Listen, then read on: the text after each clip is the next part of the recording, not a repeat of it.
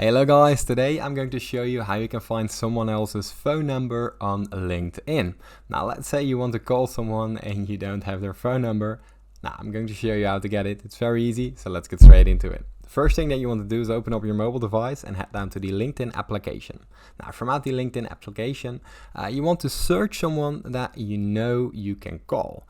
Now let's say I find someone in my messages tab in the top right corner, let's say the second guy right here, and I want to know their phone number. Now it's very easy. What you want to do, you want to go to their profile, and here you see the message tab, and next to the message tab we have the three dots, and here you see the third option called contact information. Now it's very easy, simply open this up, and as you can see here we have all their information including their phone number, and here we can easily call them, and that's it. It's very easy. Now, if this tutorial was helpful, please consider subscribing to my YouTube channel. This helps me out a lot, and thank you for watching.